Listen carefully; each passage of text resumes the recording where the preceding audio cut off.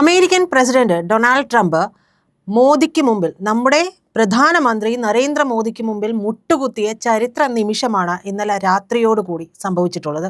ഇതിന് പല വ്യാഖ്യാനങ്ങളുമൊക്കെ വരുന്നുണ്ട് കേട്ടോ. അത് അങ്ങനെയല്ല, നമ്മൾ അവരുടെ കാല് പിടിച്ചു എന്നൊക്കെയുള്ള അത് ചിലർ അങ്ങനെയാണ്.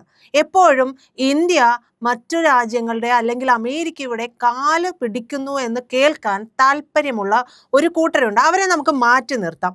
എന്തായാലും ഇന്നലെ രാത്രിയോടുകൂടി ഡൊണാൾഡ് ട്രംപ് അദ്ദേഹത്തിൻ്റെ ട്രൂത്ത് സോഷ്യലിൽ, അതായത് അദ്ദേഹത്തിൻ്റെ സോഷ്യൽ മീഡിയ പ്ലാറ്റ്ഫോം ആയിട്ടുള്ള ട്രൂത്ത് സോഷ്യലിൽ വന്നിട്ട് പറയുകയാണ്, ഇന്ത്യക്ക് മേൽ ചുമത്തിയിരിക്കുന്ന പിഴ തീരുവ പൂർണ്ണമായിട്ടും നീക്കം ചെയ്യുന്നു എന്നാണ് പറഞ്ഞത്. ഉടനെ മോദിജി എന്ത് പറഞ്ഞു? നന്ദി. മറ്റൊരു കാര്യങ്ങളും അദ്ദേഹം അതേക്കുറിച്ച് പറയുന്നില്ല എന്നുള്ളത് കൂടി ആലോചിച്ചു നോക്കണം. അതിൽ ഏത് രീതിയിലാണ് കാര്യങ്ങൾ സംസാരിച്ചിരുന്നത്, ഏത് രീതിയിലാണ് ഈ കാര്യങ്ങളിൽ ഒരു കൺക്ലൂഷൻ വന്നത്, ഇതിൽ എങ്ങനെയാണ് തീരുമാനം എടുക്കാനായിട്ട് നിർബന്ധിതമായത് എന്നുള്ള വീരവാദങ്ങളോ കാര്യങ്ങളോ ഒന്നും മോദിജി പറഞ്ഞിട്ടില്ല. അത് പറയുക എന്നുള്ളതല്ല, നമ്മുടെ ലക്ഷ്യത്തിലേക്ക്, നമ്മുടെ രാജ്യത്തിന് ഉതകുന്ന രീതിയിലേക്ക് കാര്യങ്ങൾ എത്തിക്കുക എന്നുള്ളതാണ് പ്രധാനം. രാഷ്ട്രധർമ്മമാണ് ഞങ്ങൾക്ക് പ്രധാനമെന്ന് ഒരിക്കൽ കൂടി തെളിയിക്കുകയാണ് മോദിജിയുടെ ആ ഒരു നന്ദി പറച്ചിലൂടെ സംഭവിച്ചിരിക്കുന്നത്. അപ്പോൾ അദ്ദേഹം ഇന്ത്യയുടെ ട്രൂത്ത് സോഷ്യൽ മീഡിയ പ്ലാറ്റ്ഫോമിലൂടെ പറഞ്ഞത് ഇന്ത്യയുടെ തീരുവ ഏതാണ്ട് 18% കുറച്ചിരിക്കുന്നു എന്നുള്ളതാണ്. അപ്പോൾ ഈ കാര്യത്തിൽ നമുക്ക് പണ്ടേ വ്യക്തതയുള്ളതുമാണ്. ഏതാണ്ട് ഏപ്രിൽ മാസം മുതൽ തന്നെ ലോകത്തെ എല്ലാ രാജ്യങ്ങൾക്കും, സൗഹൃദ രാജ്യങ്ങൾ അടക്കം എല്ലാത്തിനും തന്നെ ഒരു ബേസിക് ആയിട്ടുള്ള ഒരു റേറ്റ് തീരുവ ആയിട്ട് പ്രഖ്യാപിച്ചു കഴിഞ്ഞിട്ടുണ്ട്. അപ്പോൾ അത് മിക്കതും ഏതാണ്ട് 25% ഇന്ത്യക്ക് അത് 26%. ഓഗസ്റ്റിൽ അത് വന്നിട്ട് 25% മാറ്റുന്നുണ്ട്. അങ്ങനെയുള്ള കാര്യങ്ങളെല്ലാം ഇതുമായി ബന്ധപ്പെട്ട് നടന്നു പോകുന്നുണ്ട്. അപ്പോൾ എല്ലാ രാജ്യങ്ങളുമായിട്ട് വ്യാപാര ചർച്ചകൾ നടത്തി അവരുമായിട്ടൊക്കെ ധാരണയിലെത്തി ഒരു ബേസിക് റേറ്റ് ഒക്കെ നിശ്ചയിച്ചിട്ടുണ്ടായിരുന്നു. അതുകൊണ്ട് ആ ബേസിക് റേറ്റിൽ ആർക്കും എന്താ പറയുക, അതിലൊരു ഇളവില്ല. ഏറ്റവും കുറവ് ഇത്തരത്തിൽ അനുവദിച്ചിരിക്കുന്ന ഒരു രാജ്യം എന്ന് പറയുന്നത് ബ്രിട്ടനാണ്. ബ്രിട്ടന് പോലും 10% ബേസിക് റേറ്റ് എന്നുള്ളതാണ്.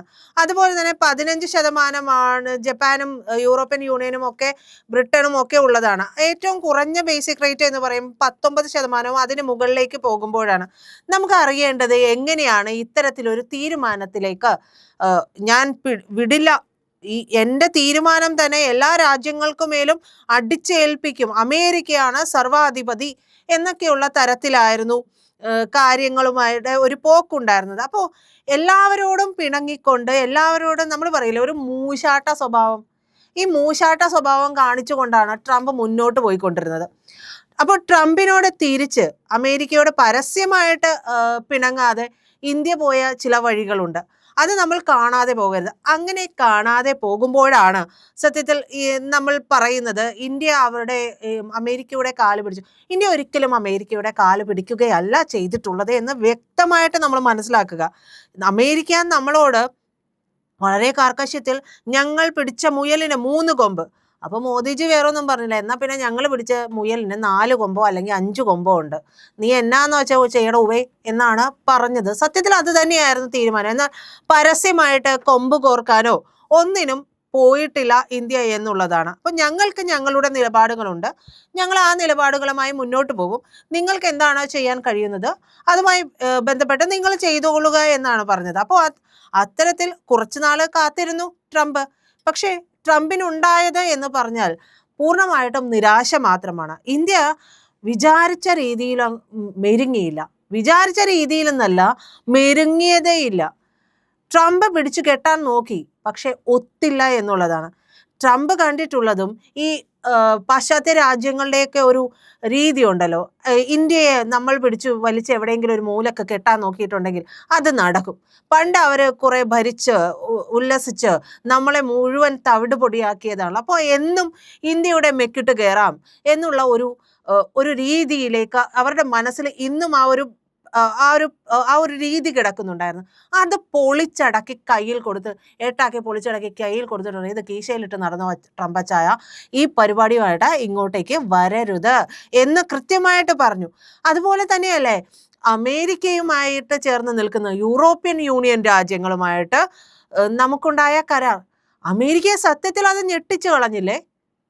അമേരിക്കയെ ഞെട്ടിച്ചു കളഞ്ഞു. നമ്മുടെ നാട്ടിലെ ചിലർക്കും ഞെട്ടൽ വന്നു എന്നാണ് പറയുന്നത്. കാരണം യൂറോപ്യൻ യൂണിയൻ ഏതാണ്ട് 27ഓളം രാജ്യങ്ങൾ വന്നിട്ട് പറയുകയാണ്, ഞങ്ങൾക്ക് ഇന്ത്യയുമായിട്ട് എല്ലാ തരത്തിലുമുള്ള കച്ചവടത്തിന് താല്പര്യമുണ്ട് എന്ന് പറയുകയാണ്. അപ്പോൾ ഈ 27 രാജ്യങ്ങളും എന്ന് പറയുന്നത് അമേരിക്കയുടെ സഖ്യകക്ഷികളാണ്.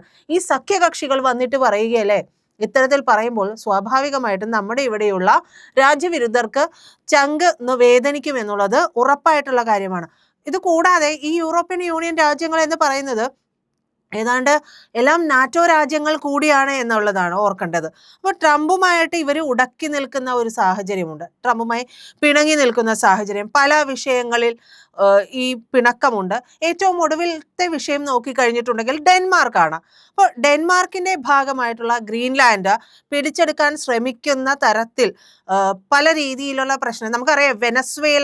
വെനസ്വേലൻ പ്രസിഡന്റിനെ മഡുറോയെ എങ്ങനെയാണ് ഒറ്റ ദിവസം കൊണ്ട് പിടിച്ച് കൊണ്ടുപോയത് എന്നുള്ളത് നമുക്കറിയാം. ആ ഒരു ഭീഷണി ഗ്രീൻലാൻഡിന് മുകളിലുണ്ട്. അപ്പോൾ ഡെൻമാർക്കുമായിട്ട് ഉടക്കി നിൽക്കുകയാണ് അമേരിക്ക. അപ്പോൾ ഇതിൻ്റെ പേരിൽ അമേരിക്കയും യൂറോപ്യൻ രാജ്യങ്ങളും തമ്മിൽ വലിയ രീതിയിലുള്ള ഒരു സ്വരച്ചേർച്ച ഉണ്ടായിട്ടുണ്ട്. ഞങ്ങൾ അമേരിക്കയ്ക്കൊപ്പമില്ല എന്ന് തന്നെ പറയുകയാണ്. അപ്പോൾ ഈ ഭിന്നതയ്ക്കിടയിൽ ട്രംപ് നോക്കുമ്പോൾ അവരെല്ലാവരും ഇവിടെ വരികയാണ്. ഇവിടെ വന്നിട്ട് മദർ ഓഫ് ഓൾ ഡീൽസ് എന്നാണല്ലോ പറഞ്ഞത്.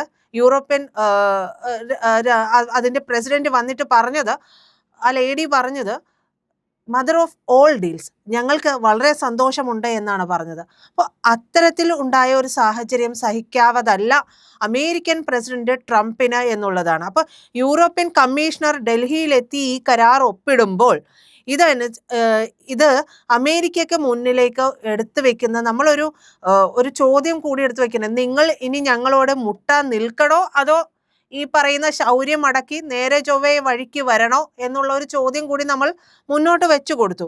അപ്പോൾ ഇതനുസരിച്ചിട്ട് യൂറോപ്യൻ യൂണിയൻ രാജ്യങ്ങളിലേക്ക് ഇന്ത്യയിൽ നിന്നും കയറ്റി അയക്കുന്ന ഒട്ടുമിക്ക ഭൂരിഭാഗം എന്ന് പറയാം, ഈ ഭൂരിഭാഗം സാധനങ്ങൾക്ക് നികുതിയേ ഇല്ല. അപ്പം അവിടെ നിന്ന് ഇങ്ങോട്ട് ഇറക്കുമതി ചെയ്യുന്ന സാധനങ്ങൾക്ക് നികുതി പടിപടിയായിട്ട് ഇല്ലാതെയാക്കുമെന്നുള്ള ചരിത്രപരമായിട്ടുള്ള ഒരു തീരുമാനത്തിലേക്ക് എത്തുന്നു. അപ്പോൾ അമേരിക്കയിൽ നഷ്ടപ്പെട്ട വ്യാപാരം നമ്മൾ എന്ത് ചെയ്തു? നമ്മളത് യൂറോപ്യൻ രാജ്യങ്ങളിൽ വീണ്ടെടുക്കാനായിട്ട് നമുക്ക് സാധിച്ചു എന്നുള്ളതാണ്. അത് ഇന്ത്യയുടെ മഹിമയാണ്, ഇന്ത്യയുടെ മേന്മയാണ്. അത് അംഗീകരിക്കാൻ ബുദ്ധിമുട്ടുള്ളവർ മിണ്ടാതെ ഒരു മൂലയ്ക്ക് നിന്നോളുക എന്ന് മാത്രമേ പറയാൻ കഴിയൂ. ഇത് മാത്രമല്ല, ബ്രിട്ടനുമായിട്ട് വ്യാപാര കരാറിൽ ഏർപ്പെട്ടിട്ടുണ്ടായിരുന്നു. അപ്പോൾ ഇത് ട്രംപിനെ സത്യത്തിൽ ഈ വിഷയങ്ങളെല്ലാം തന്നെ ആശങ്കപ്പെടുത്തി പറയുന്നതായിരിക്കും ഏറ്റവും നല്ലത്.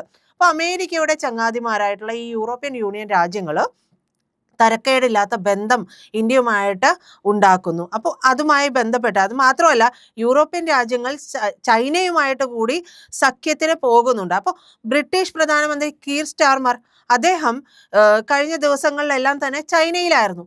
അപ്പോൾ ചൈനയിൽ അങ്ങനെ വലിയൊരു ബന്ധത്തിലേക്ക് യൂറോപ്യൻ രാജ്യങ്ങൾ പോകുന്നു എന്ന് പറയുന്നത്, അപ്പോൾ ചൈന, ഇന്ത്യ, റഷ്യ, യൂറോപ്യൻ രാജ്യങ്ങൾ ഇവയെല്ലാം ചേർന്നുകൊണ്ട് പുതിയൊരു ധ്രുവം തന്നെ അല്ലെ, പുതിയൊരു സഖ്യം തന്നെ നിലവിൽ വരുന്ന ഒരു സാഹചര്യം ട്രംപ് സ്വന്തം കണ്ണാലെ കാണുകയാണ്, തിരിച്ചറിയുകയാണ്. അപ്പോൾ മിണ്ടാതെ ഇരിക്കുകയല്ലാതെ മറ്റൊരു പ്രതിവിധിയും സത്യത്തിൽ ട്രംപിന് മുന്നിലില്ല എന്നുള്ളത് കൂടിയാണ്. അപ്പോൾ ഇത് ചൈനയും ഇന്ത്യയും തമ്മിലുള്ള ഒരു വൈര്യം അത് മാറി അടുക്കുന്നു എന്ന് പറയുന്നത് പോലും അമേരിക്കയ്ക്ക് സത്യത്തിൽ വലിയ രീതിയിൽ ക്ഷീണമുണ്ട്. അപ്പോൾ ഇത് ട്രംപിന് മനസ്സിലാവുകയും ചെയ്യുന്നുണ്ട്. ട്രംപ് അങ്ങനെയാണ് ഒരു വിട്ടുവീഴ്ചയ്ക്ക് വേണ്ടി ഒരുങ്ങുന്നത് എന്നുള്ളതാണ്. അപ്പോൾ ട്രംപ് ഇതിന്റെ ഭാഗമായിട്ട് പൊടുന്നനെ ഇന്ത്യക്കെതിരെയുള്ള പിഴച്ചുങ്കം പിൻവലിച്ചു. ഇതുവരെ നീണ്ടുപോയ ഒരു വ്യാപാര കരാറിൽ ധാരണയായി എന്ന് പറയുമ്പോൾ ഇത് സംസാരിച്ചുറപ്പിച്ചു. ടെലിഫോണിൽ ട്രംപും മോദിയും തമ്മിൽ ഇത് സംസാരിച്ചുറപ്പിച്ചു എന്നുള്ളതാണ്. ധാരണയിലെത്തി എന്നാണ് അവകാശപ്പെടുന്നത്. അപ്പോൾ മോദി പറഞ്ഞിട്ടില്ല. മോദി ആകെപ്പാടെ പറഞ്ഞിരിക്കുന്നത് ഇന്ത്യയുടെ മേലുള്ള പിഴച്ചുങ്കം നീക്കിയ ട്രംപിന് നന്ദി എന്നുള്ളതാണ്.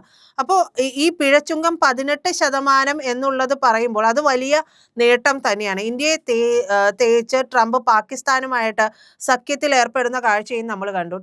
പാകിസ്ഥാനിൽ പോയി ഒരു സഖ്യത്തിൽ ഏർപ്പെട്ടത് കൊണ്ട് അവർക്കൊരു ബേസ് ഉണ്ടാക്കാം, അവർക്ക് അതിനെ പ്രോക്സിയാക്കി വെക്കാം എന്നുള്ളതല്ലാതെ സത്യത്തിൽ ആ രാജ്യത്ത് യാതൊരു നിക്ഷേപ സാധ്യതയോ ഒന്നുമില്ല എന്നുള്ളത് ട്രംപിന് നന്നായിട്ട് അറിയാം. അപ്പോൾ ട്രംപിന്റെ കുടുംബത്തിന്റെ ക്രിപ്റ്റോ കറൻസി കച്ചവടമൊക്കെ നമുക്ക് കൃത്യമായിട്ട് അറിയാവുന്നതാണ്. അപ്പോൾ അതിന് പാകിസ്ഥാൻ കൂട്ടുനിന്നതിന്റെ ഒരു ഉദ്ദിഷ്ട കാര്യത്തിന് ഉപകാരസ്മരണയാണ് ആ ഒരു വഴിയിൽ കാണുന്നത്. അപ്പോൾ പാകിസ്ഥാന്റെ സൈനിക മേധാവിയൊക്കെ വിളിച്ച് സൽക്കരിച്ച് ട്രംപ് തന്റെ പോക്കറ്റ് വീർപ്പിക്കാൻ ശ്രമിച്ചുകൊണ്ടിരിക്കുന്നതിനിടയിൽ ട്രംപ് വിചാരിക്കാത്ത ചില നീക്കങ്ങൾ, അതാണ് യൂറോപ്യൻ യൂണിയനുമായിട്ടും മറ്റുള്ള രാജ്യങ്ങളുമായിട്ടുമൊക്കെ ഇന്ത്യക്ക് ഉണ്ടാകുന്ന വ്യാപാര ബന്ധം എന്ന് പറയുന്നത്. അപ്പോൾ അമേരിക്കയിൽ മുടക്ക് വരുന്ന കാര്യങ്ങൾ എന്താണോ അത് നമുക്ക് മറ്റു രാജ്യങ്ങളിലേക്ക് മാറ്റി സ്ഥാപിക്കാനായിട്ട് കഴിയുന്നു എന്നുള്ളതാണ്. അപ്പോൾ ഇന്ത്യയിൽ നിന്ന് സാധനങ്ങൾ അമേരിക്കയിലേക്ക് കയറ്റി അയക്കുന്നത് നഷ്ടമായി മാറുന്ന ഒരു സാഹചര്യം ഉണ്ടായിരുന്നു. നമ്മൾ പല മേഖലകളിൽ ഇതിൽ മത്സരങ്ങളും ഉണ്ടായിട്ടുണ്ട്, അതുകൂടി മനസ്സിലാക്കണം. അപ്പോൾ ഫാർമസ്യൂട്ടിക്കൽ രംഗത്തൊക്കെ ഇത്തരത്തിലുള്ള പ്രശ്നങ്ങളെല്ലാം ഉണ്ടായിട്ടുണ്ട്.